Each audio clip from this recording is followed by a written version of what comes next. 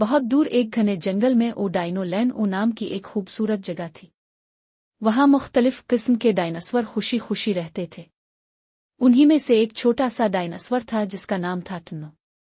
ٹنو بہت شرمیلا اور ڈرپوک تھا۔ وہ زیادہ بات نہیں کرتا تھا اور اکیلے کھیلنا پسند کرتا تھا۔ ایک دن اس کی امو نے کہا، ٹنو، کل تمہارا پہلا اسکول کا دن ہے۔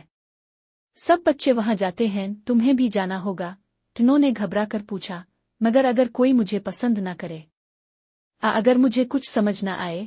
امو نے مسکرا کر کہا، ڈرنے کی ضرورت نہیں، بس اپنے دل سے دوستی کرنا سیکھو، سب آسان لگے گا۔ اگلی صبح ٹنو اسکول کے لیے تیار ہوا۔ اس نے اپنا چھوٹا سا بیگ اٹھایا جس میں رنگ برنگی کتابیں، سیب اور ایک پانی کی بوتل تھی۔ اسکول کے گیٹ پر پہنچ کر ٹنو کا دل زور زور سے دھڑکنے لگا۔ ہر طرف عجیب عجیب ڈائناسور بچے تھے، کچھ لمبے، کچھ چھوٹے، کچھ شور مچاتے، کچھ ہنستے کھیلتے۔ ٹنو نے آہستہ آہستہ قدم بڑھائے۔ اچانک ایک بڑا سا ڈائنو بچہ آیا اور بولا، ہیلو، میرا نام ریکسی ہے۔ تم نئے ہو؟ ٹنو نے شرماتے ہوئے کہا، جی، میں ٹنو ہوں۔ ریکسی نے ہاتھ بڑھایا، چلو آؤ میرے ساتھ بیٹھو، ہم دوست بن سکتے ہیں۔ ٹنو کے چہرے پر پہلا مسکراہٹ آئی۔ ٹیچر مس ڈائی نے سب کا استقبال کیا۔ وہ ایک مہربان سی اڑنے والی ڈائناسور تھی۔ بچوں، آج ہم سب ایک دوسرے کو پہچانیں گے اور پھر الف سے اناس تک سیکھیں گے۔ سب بچوں نے اپنا تعارف دیا۔ جب ٹنو کی باری آئی وہ گھبرا گیا، لیکن سب کے حوصلہ دینے پر اس نے آہستہ آہستہ اپنا نام اور پسندیدہ رنگ بتایا۔ میرا نام ٹنو ہے اور مجھے نیلا رنگ پسند ہے۔ سب بچوں نے تالیاں بجائیں۔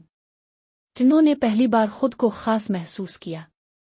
لنچ کے وقت ریکسی، مینا، ایک چھوٹی سی ڈائنو لڑکی، اور ٹنو نے مل کر سینڈوچ کھائے۔ پھر سب نے مل کر ایک پہیلی کا کھیل کھیلا جسے ٹنو نے جیت لیا۔ ریکسی نے کہا، واہ، تم تو ذہین ہو، تمہاری مدد سے ہم روز کھیلیں گے۔ ٹنو ہنسنے لگا۔ اب وہ ڈر نہیں رہا تھا۔ جب اسکول ختم ہوا ٹنو نے خوش ہو کر امو کو کہا، امو، اسکول تو بہت مزے کا ہے، مجھے دوست بھی مل گئے اور میں نے سبق بھی سیکھا۔ امو نے ٹنو کو گلے لگا لیا اور کہا، دیکھا، جب ہم دل سے کوشش کرتے ہیں تو سب اچھا ہوتا ہے۔ ٹنو خوشی خوشی اگلے دن کے لیے تیاری کرنے لگا۔ یہ کہانی ہمیں سکھاتی ہے کہ نئے تجربات سے گھبرانا نہیں چاہیے۔ جب ہم دل کھول کر دوسروں سے ملتے ہیں تو دوستی، خوشی اور کامیابی ہمارا ساتھ دیتی ہے۔